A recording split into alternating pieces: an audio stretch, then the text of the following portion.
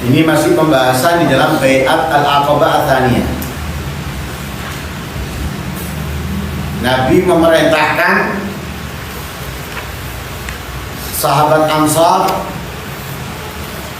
yang berjumlah 73 orang dan 2 perempuan untuk sembunyi-sembunyi datang di tempat yang dijanjikan oleh Nabi SAW untuk dibaiat tanpa membangunkan yang tidur.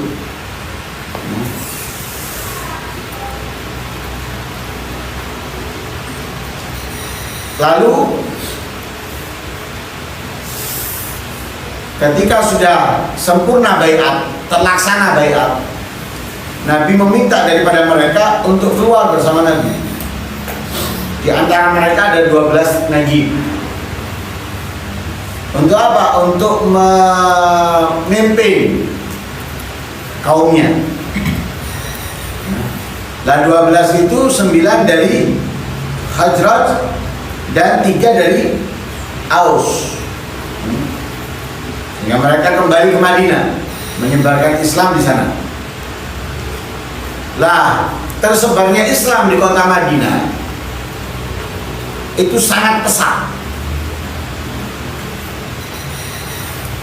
Jadi sangat pesat sehingga banyak yang mengikuti Nabi dan menolong Nabi. Nah, ketika mereka masuk Islam, mau tidak mau mereka adalah pengikutnya Nabi dan mereka adalah penolongnya Nabi. Apalagi itu termasuk dalam baiat. Dalam baiat untuk apa? Menolong Nabi SAW.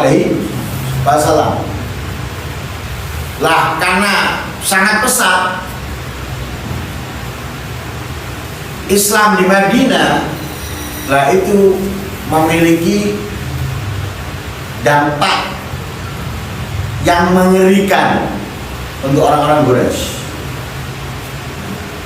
Dampak yang mengerikan, atharun syadid inda Quraisy.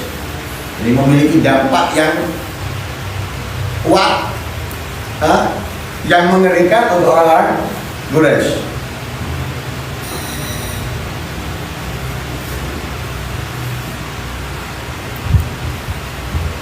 Lah karena punya dampak yang mengerikan untuk orang-orang Quraisy, mereka nggak tenang. Mereka nggak tenang. Karena itu pertama kali orang Quraisy itu dengar ada baiat,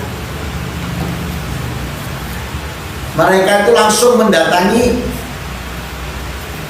kepala-kepala Khazraj, datangi sama Nabi, sama orang Quraisy.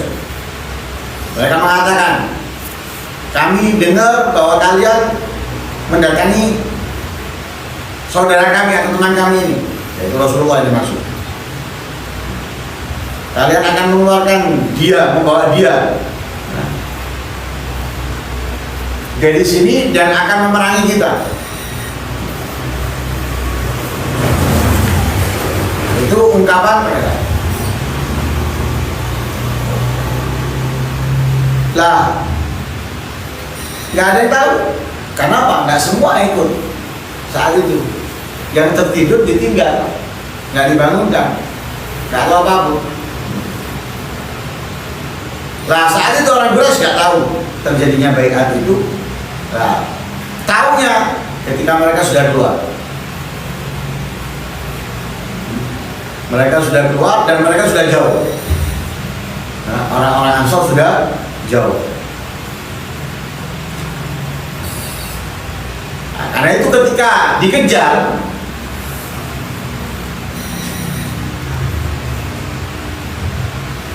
yang kena itu saat beribadah. Saat beribadah ketangkap sama mereka. Sehingga sama mereka itu diikat dan dimasukkan ke Mekah, dikembalikan ke Mekah, dijambak, dipukul, dilakukanlah apa yang mereka lakukan.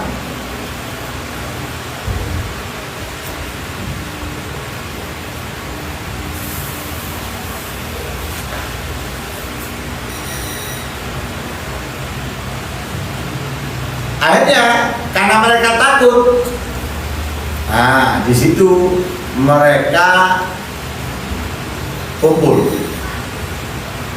di tempat namanya Darun Nadwa. Mereka kumpul di Darun Nadwa. Untuk apa? Mendiskusikan masalah ini. Mendiskusikan masalah apa? Banyaknya yang masuk Islam dan bahaya kalau sampai Nabi keluar dari Mekah, akan lebih bahaya ketika Nabi sampai keluar dari Mekah. Akhirnya Abu Jahal memberikan saran kepada perkumpulan itu untuk apa? Mengambil dari setiap qabilah seorang pemuda yang tangguh, yang kuat. Jadi setiap qabilah ini kan banyak qabilahnya.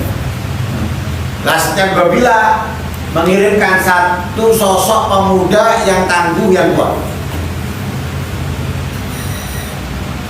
Untuk apa? Untuk dikirim, tujuannya dikirim mendatangi Nabi, memukulnya dengan mengeroyok, bahasanya itu, mengeroyok. Jadi setiap pemuda itu mukul dengan pukulan yang keras, tapi nggak sampai mati. Tapi ketika kedua, ketiga, keempat mukul, karena akhirnya apa? Mau nggak mau, bukan sekali pukulan, tapi beberapa kali pukulan dari seorang yang berbeda-beda. Tujuannya mereka seperti itu. Makanya disuruh setiap qabilah mengirim satu pemuda yang tangguh untuk mencelakai Nabi. Lah kalau mereka itu memukul Nabi bukan seorang, tapi banyak. Nah itu kalau dalam ilmu fikih itu nggak bisa dipastikan mana yang membunuh. Sehingga apa? Nggak ada kisos mereka harus dibunuh, nggak ada. Nah seperti yang terjadi kepada Imam Husain bin Ali bin Abi Thalib ketika dibunuh di Karbala. Itu bukan satu orang yang membunuh, tapi beberapa orang. Kenapa? Mereka nggak berani membunuh seorang diri. Kenapa? Melihat hukumannya, ancamannya, mereka nggak berani. Sehingga apa? Masing-masing itu memukul, yang sekiranya kalau digabungkan bukan itu membunuh.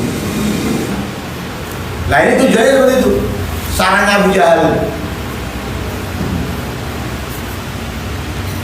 Akhirnya karena seperti itu, akhirnya nanti Banu Abdul Manaf nggak bisa menuntut. Bani Abdul Manaf juga nggak mungkin berani memerangi semua qabilah. Ya apa? Banyak qabilah melawan hanya satu dua qabilah. Nggak mungkin berani. Pemikirannya Abu Jahal. Hanya mau nggak mau mereka hanya apa? Hanya mereka menerima apa? Menerima ganti rugi. Ya, mereka hanya menerima ganti rugi. Nah itu ibaratnya apa? Ganti rugi untuk mereka sangat mudah, gampang.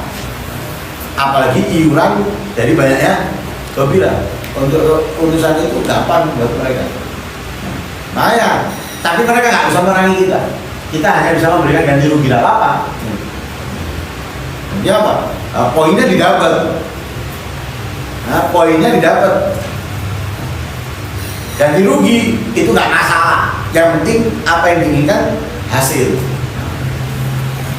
Sudah sepakat mereka. Sepakat dengan hal itu. Sepakat dengan hal itu. Sepakat dengan hal itu.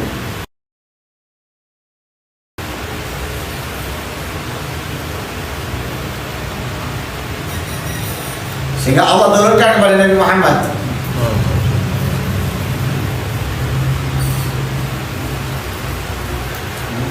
Allah turunkan kepada Nabi Muhammad ayat Al-Quran.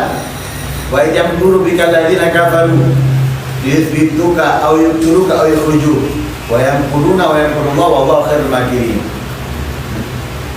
Allah mengumumkan kepada Nabi Muhammad. Nah, apa yang diumumkan Allah? Nah, ingat Muhammad.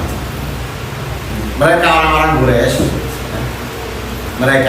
Quraisy, itu akan memikirkan untuk apa? Tipu daya terhadapmu, antara memenjarakanmu, memenjarakan di sini membuat kamu tidak bisa keluar dari Mekah, atau yang tulu, atau membunuhmu, atau yukhrijuk, atau mengusirmu, atau mengusirmu. Wa yamkuruna wa yamkurullah. Nah, mereka memikirkan tipu daya dan Allah menggagalkan tipu daya itu. Nah, dan Allah sebaik-baiknya membalas tipu daya. Nah, yang berkumpul itu banyak ya, bukan sedikit, yang berkumpul itu banyak. Mungkin nama-nama yang tidak asing di telinga kita. Utbah dan Syaibah, keduanya ini bin Rabi'ah. Utbah dan Syaibah bin Rabi'ah Abu Sufyan. Itu yang sering. Umayyah bin Khalaf. Umayyah bin Khalaf. Umayyah bin Khalaf. Sebenarnya kalau cerita tentang ini panjang. Cerita masalah ini panjang. Dalam ayat Al-Quran disebutkan. Walhasil pada intinya keputusan itu dibuat. Mereka ingin apa? Ingin bagaimana caranya Nabi Muhammad gak keluar.